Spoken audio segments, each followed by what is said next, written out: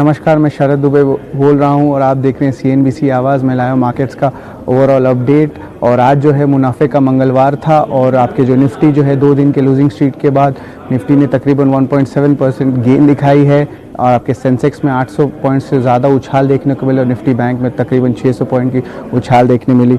और आज जिस तरह भारत की एक ऐतिहासिक जीत हुई थी क्रिकेट पे, तो वो जो है मार्केट्स में भी देखने को मिली कि एक दोहरा शतक लगाया था, एक साइड पे 200 पॉइंट की बढ़त दिखाई थी निफ्टी ने दिन के इंट्राडे ट्रेड में। और उसके बाद देखते हैं कि नतीजे के पहले बजाज ट्विंस में भी बहुत हलचल मची थी और उसके जो प्रीव्यू है हम बताएंगे थोड़ी देर में। और उसके अलावा देखते हैं कि जो एडवांस डिक्लाइन रेशियो है तकरीबन 4:1 रेशियो पे बुल्स के पलड़े पे भारी पड़ी थी। और जो सेक्टोरल गेनर्स है उस पर मैं ज़रूर बात करूंगा, तो आपके रियल्टी सेक्टर हुए, ऑटो सेक्टर हुए, सीमेंट के चुनिंदा स्टॉक्स हुए और आपके जो हाउसिंग फाइनेंस के कंपनीज है, जो पूरे रियल एस्टेट के एंसिलरी जो सेक्टर्स है उनमें भी बढ़त देखने को मिली है। अब सब आईपीओ की बात करें तो आईआरएफसी की दूसरी दिन थी ये सब्सक्रिप्शंस की, और जो सबसे रिसेंट हमारी जो अपडेट आई है हमारी टीम से, वो तकरीबन पूरी सब्सक्रिप्शन जो है हो चुकी है, 1.0 टाइम से सब्सक्राइब हो चुकी है और जो रिटेल पोर्शन है वो तकरीबन 2 गुना हुई है। उसके अलावा आज शाम को एल&टी इन्फोटेक और आपके ICICI लोम्बार्ड का इंश्योरेंस का रिजल्ट्स आने वाली है, तो उसको भी हम लोग टिप्पणी करेंगे। और आज एक चीज़ और मैं बताना चाहूँगा कि 2-3 मेजर शेयर होल्डिंग चेंजेस हुए हैं।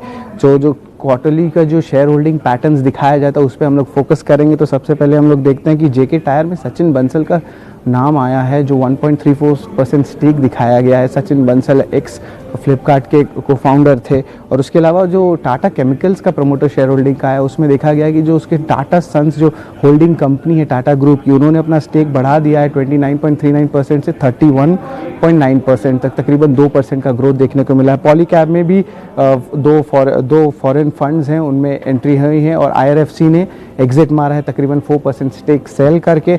अब आते हैं तीसरी तिमाही रिजल्ट्स पे, जो सबसे इंपॉर्टेंट डिस्कशन है आज का। तो उसमें देखते हैं कि सीएट ने थोड़ी देर 20 मिनट पहले एक शानदार रिजल्ट्स लाए थे।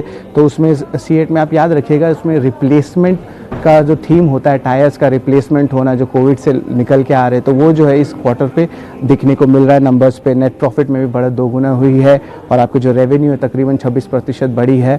उसके अलावा जो है सीएसबी बैंक का अर्निंग्स के बारे में बात करेंगे, जिसमें अच्छे एसेट क्वालिटी के नंबर्स आए थे और स्टॉक ने डिसेंट परफॉर्मेंस दिया था। बैंक ऑफ महाराष्ट्र जो था, तो ये छोटे बैंक्स होते हैं तो इनके एसेट क्लीनअप हुए हैं, तो इनमें क्या है कि पैसे देने की क्षमता बढ़ी है, तो इसमें भी नेट प्रॉफिट उन्होंने 14% दिखाया है। और जो नेट इंटरेस्ट इनकम है उसमें भी तकरीबन 200 करोड़ की ग्रोथ देखने को मिली है। एलेंबिक फार्मा की बात करेंगे तो एलेंबिक फार्मा में मिक्स्ड सेट ऑफ नंबर्स देखने को मिले हैं।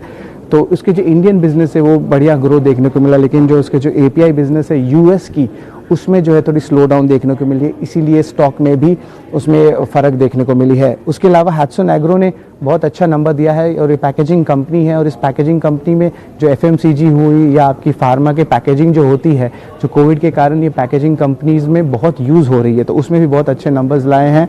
तो अब तकरीबन मार्जिन्स में भी एक्सपेंशन हुई है, कॉस्ट एफिशिएंसी से तकरीबन 15% की, और जो रेवेन्यू की ग्रोथ है तकरीबन 4% की, और नेट प्रॉफिट में ऑलमोस्ट 2 गुना प्रॉफिट आया है अराउंड 68 करोड़ रुपीज़ के लिए। डीसीएम श्रीराम के बारे में बात करेंगे, वो भी एक अच्छे सेट ऑफ नंबर्स लाए थे, जिसमें आपके जो नेट प्रॉफिट में तकरीबन 50% की ग्रोथ हुई है और आपके जो रेवेन्यू है उसमें तकरीबन 1.5% की ग्रोथ हुई है 2200 करोड़ तक। बोर्ड ने एक और मंजूरी दी है, 1000 करोड़ का इन्वेस्टमेंट करेंगे अब उसके कमर्शियल यूनिट पे जो उसके गुजरात के स्टेट में है। टाटा मेटालिक्स के भी अच्छे नंबर्स आए थे, जिसमें आपके जो रेवेन्यू की ग्रोथ तकरीबन 1.5% हुई है और नेट प्रॉफिट में 64% ग्रोथ हुआ है, बट स्टॉक जो है ज़्यादा रिएक्ट आज नहीं कर पाया। और उसके अलावा जो 2 बड़े जो नंबर्स हैं जो कल आने वाले हैं उस पर हम लोग चर्चा करेंगे। सबसे पहले आता है आपके बजाज फाइनेंस।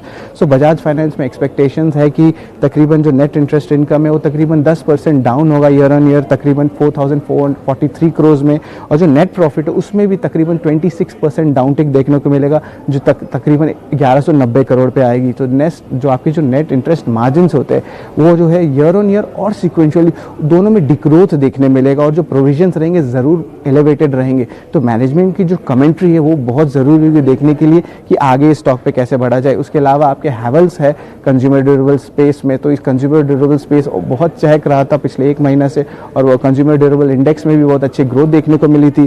तो इसमें क्या है कि ग्रॉस मार्जिन जो है स्टेबल एक्सपेक्टेड है, और जो आपका एबिटा ग्रोथ है वो होगी आपकी कॉस्ट कंट्रोल से।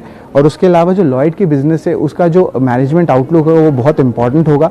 रेवेन्यू हैवल्स एक्सपेक्टेड है 17% का अपटिक देखने को मिलेगा, और एबिटा में तकरीबन 43% का अपटिक देखने का अनुमान है। मैनेजमेंट का जो कमेंट है मार्केट शेयर में और चैनल चेक में वो बहुत इंपॉर्टेंट होगा, क्योंकि अब डीस्टॉकिंग भी स्टार्ट होगी और आपके समर सीजन के जो इन्वेंट्रीज होते हैं वो भी देखने लायक होंगे। और जो निफ्टी गेनर्स के बारे में आज बात करें तो हिंडाल्को, HDFC और बजाज ट्विंस के बारे में हमने कहा था।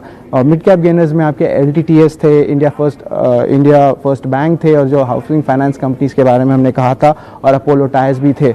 और एक चीज़ और याद रखिए कि रियल्टी गेनर्स में आपके इंडिया बुल्स रियल एस्टेट थे, जो अपने तीसरी तिमाही रिजल्ट्स के अपडेट दिए थे, तो उस पर भी बहुत अच्छा स्टॉक का परफॉर्मेंस देखने को मिला।